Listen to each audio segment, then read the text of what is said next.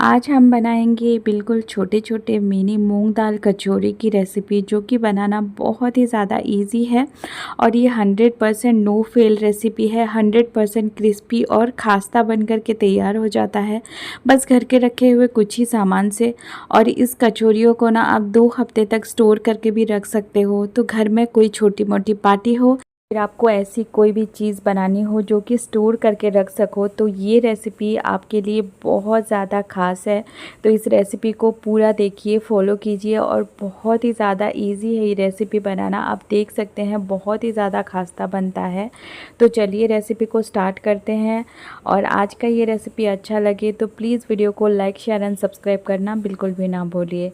तो आज का ये मूंग दाल की मिनी कचौरी बनाने के लिए हम लेंगे एक परात, और इसमें मैं ले रही हूँ 2 कप मैदा।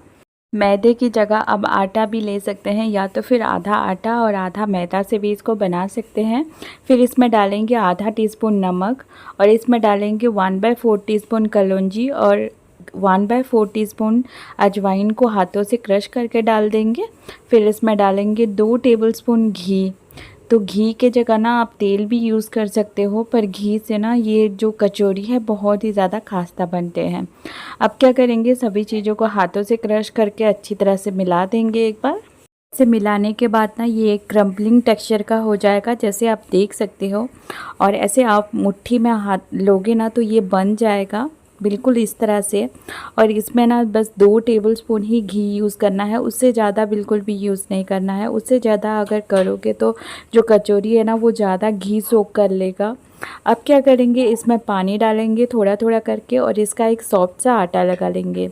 जब भी हम कचौरी या समोसा कुछ भी बनाते हैं ना, तो उसका जो आटा है वो सॉफ्ट लगाना होता है, मतलब मीडियम सॉफ्ट लगाना होता है। बहुत ज़्यादा हार्ड लगा देंगे तो क्या होगा ना, कचौरी जाके तेल में फटने लगेगा। और बहुत ज़्यादा सॉफ्ट भी नहीं लगाना है, तो इसको ना मीडियम सॉफ्ट डो लगाना है। हमारा कचौड़ी बनाने के लिए यहाँ पे सॉफ्ट सा डो बिल्कुल रेडी है। तो हमेशा आप याद रखिए कि जब भी आप कचौड़ी बनाएं तो आटा हमेशा सॉफ्ट लगाएं, मतलब मीडियम सॉफ्ट लगाएं। अब क्या करेंगे, आटे को ना ढक के रख देंगे साइड में थोड़ा सा, मतलब 10 मिनट तक रेस्ट के लिए। तब तक हम क्या करते हैं, स्टफिंग रेडी कर लेते हैं। तो आज हम मूंग दाल की कचौड़ी बना रहे हैं। तो यहाँ पे ये येलो वाला जो मूंग दाल होता है ना, इसको मैंने 3 से 4 घंटा तक भिगो के रख दिए थे। 3 से 4 घंटा के बाद ये अच्छी तरह से सोक्ड हो गए हैं, जैसे कि आप देख सकते हैं। अब क्या करेंगे, इसका जो एक्स्ट्रा पानी है ना इसको छान लेंगे एक छलनी के मदद से, और इसका जो पानी है ना इसको डिस्कार्ड कर दूंगी मैं। और ये जो मूंग दाल है ना इसको थोड़ी देर तक हम ऐसे ही रहने देंगे, ताकि इसमें जो भी एक्स्ट्रा पानी है ना वो निकल जाए। तब तक हम एक मसाला रेडी कर लेते हैं, जो कि मूँग दाल की कचौड़ी में बहुत ही ज़्यादा सुपर टेस्टी लगता है। इसके लिए हम एक कढ़ाई या तो फिर पैन गरम कर लेंगे, और इसमें डालेंगे 1 टीस्पून सौंफ, हाफ़ टी स्पून डालेंगे धनिया, हाफ़ टी स्पून डालेंगे जीरा, 1/4 टीस्पून डालेंगे इसमें पेपर यानी कि काली मिर्च, और 2 से 4 डाल देंगे लौंग। और इसके बाद थोड़ा सा हींग डालेंगे, और सभी चीज़ों को ना अच्छी तरह से थोड़ा सा भून लेंगे। बहुत देर तक इसको भूनना बिल्कुल भी नहीं है, इसको जलाना भी नहीं है, बस इसको थोड़ा सा भून लेंगे। और फिर क्या करेंगे, इसको ठंडा कर लेंगे, और कोई भी सिलबट्टा खरबट्टा जो भी आपके पास है उसमें दरदरा आप पीस सकते हैं। यहाँ पे मैं एक ब्लेंडिंग जार में इसको दरदरा पीस लूँगी। तो आप ना इसको ना बहुत ज़्यादा फ़ाइन पाउडर बनाने की कोई ज़रूरत नहीं है, इसको ना दरदरा आप पीस लीजिए बिल्कुल इसी तरह का। तो ये मसाला ना बहुत ज़्यादा ज़रूरी है ये कचौरी के लिए, इससे ना इसका टेस्ट जो है बहुत ज़्यादा डबल हो जाएगा। इस मसाले को रखते हैं साइड में। तो चलिए बना लेते हैं स्टफिंग। और इसके लिए क्या करेंगे, अभी उसी पैन को मैंने फिर से गर्म कर लिया है, और इसमें डाल देंगे 2 टेबलस्पून तेल, और इसमें डालेंगे 2 चम्मच बेसन। तो बेसन यहाँ पे मैंने डाला है अच्छा बाइंडिंग के लिए। तो बेसन को डाल के ना हमें अच्छी तरह से भूनना है। बेसन का जब तक कलर चेंज ना हो जाए, या तो फिर बेसन का जो एक कच्चापन होता है ना वो निकल जाए। और अभी क्या करेंगे, बेसन को अच्छी तरह से भून लेंगे। जब इसका कलर थोड़ा सा चेंज हो जाएगा, इससे कच्चापन निकल जाएगा ना, तब क्या करेंगे, इसमें डाल देंगे हमने जो सोक करके भिगो के रखा था मूंग दाल ना, इसको डाल देंगे। इसमें जो भी एक्स्ट्रा पानी था वो निकल गया है। अब मूंग दाल डालने के बाद इसमें डालेंगे कुछ बेसिक सा मसाला, जैसे कि 1/4 टीस्पून डालेंगे हल्दी पाउडर, 1 टीस्पून डालेंगे Kashmiri red chilli powder, half teaspoon डालेंगे सादा नमक, हाफ़ टी स्पून डालेंगे इसमें काला नमक, इसमें 1 टीस्पून डालेंगे आमचूर का पाउडर और 1 टीस्पून डालेंगे चाट मसाला। लास्ट में डालेंगे इसमें जो हमने मसाला बना के रखा था ना पीस करके, वही डाल देंगे इसमें। और क्या करेंगे, सभी चीज़ों को अच्छी तरह से मिलाएंगे। और आप ये स्टफिंग को हमें कम से कम 7 से 8 मिनट तक पकाना है। मूंग दाल को अच्छी तरह से ये मसाले में कोट करना है और अच्छी तरह से इसको पकाना है जब तक मूंग दाल में जो भी एक्स्ट्रा मॉइस्चर है ना वो निकल ना जाए और मूंग दाल थोड़ा सा अच्छे से पक ना जाए।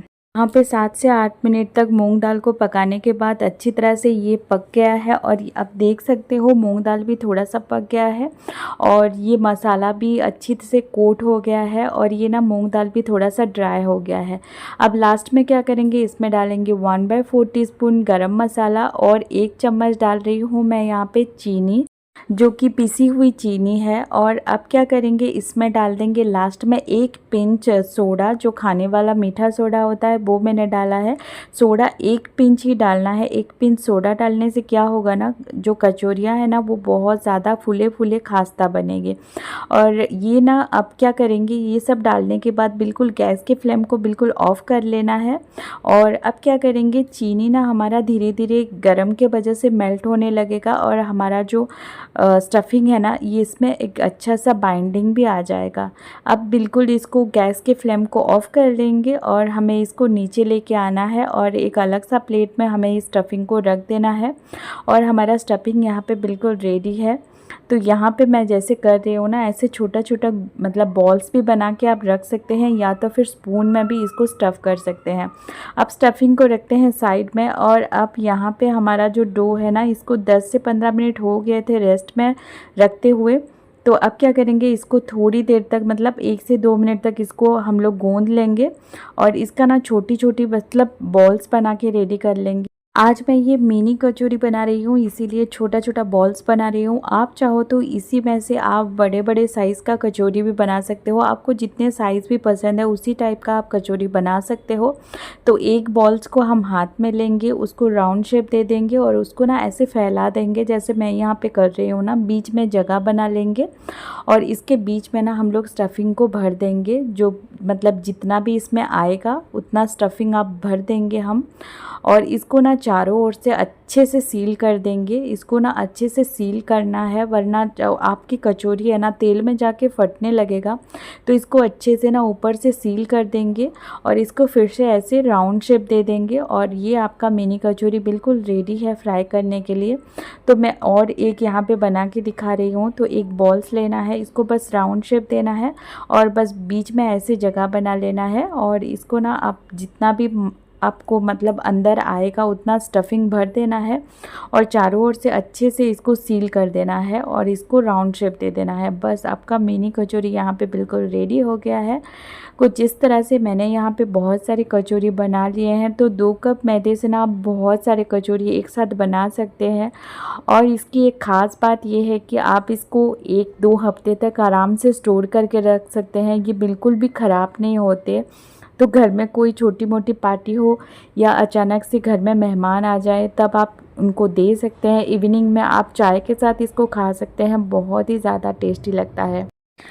तो चलिए इन कचौरियों को अभी फ्राई कर लेते हैं। फ्राई करने के लिए ना तेल बहुत ही ज़्यादा हल्का गर्म होना चाहिए और बिल्कुल लो फ्लेम में इसको फ्राई करेंगे। बिल्कुल मीडियम या हाई फ्लेम यहाँ पे बिल्कुल भी नहीं करना है। और तेल ना बहुत हल्का गर्म होना चाहिए, तभी जाके आपका कचौरी जो है बहुत ज़्यादा खास्ता बनेगा, क्रिस्पी बनेगा। अगर तेल बहुत ज़्यादा गर्म होगा तो ऊपर से जो कचौरियाँ हैं ना वो बहुत कलर चेंज हो जाएगा और अंदर से बिल्कुल कच्चा रह जाएगा। तो कचौरियाँ बिल्कुल अच्छे से बनेंगी नहीं। तो ये थोड़ा सा टाइम टेकिंग है। आपको मतलब एक बैच कचौरी फ्राई करने के लिए कम से कम 8 से 10 मिनट लग जाएंगे। तो यहाँ पे कचौरियों को अच्छी तरह से फ्राई करना है जब तक इसका कलर चेंज ना हो जाए या तो फिर ये क्रिस्पी ना हो जाए। और आप देख सकते हैं ये एक भी कचौरी ना फटे हैं ना बिखरे हैं, कुछ भी नहीं हुआ है। आप आपका अगर आटा सही से लगेगा ना तो ये बिल्कुल कचौरी फटेंगे नहीं तेल में जाके। हाँ, थोड़ा सा अगर क्रैक्स आएंगे ना तो कोई घबराने की ज़रूरत नहीं है, आपका जो स्टफिंग है ना वो बिल्कुल निकलेगा नहीं। आराम से आप फ्राई कीजिएगा। और ये मिनी कचौरी बिल्कुल रेडी है। ढेर सारा आप एक साथ बना सकते हैं, स्टोर करके भी रख सकते हैं। तो ज़रूर ट्राई कीजिएगा इन कचौरियों को। और आप देख सकते हैं कितना खास्ता बन कर के तैयार हुआ है, मैं आपको तोड़ के दिखा रही हूँ। तो ज़रूर ट्राई कीजिएगा इस रेसिपी को। और वीडियो को ना फुल फॉलो कीजिए, बहुत अच्छी तरह से देखिए और बनाइए। और कैसा लगा मेरे साथ ज़रूर शेयर कीजिए। अगर अच्छा लगा तो प्लीज़ वीडियो को लाइक शेयर एंड सब्सक्राइब करना ना भूलिए। Thank you so much, bye.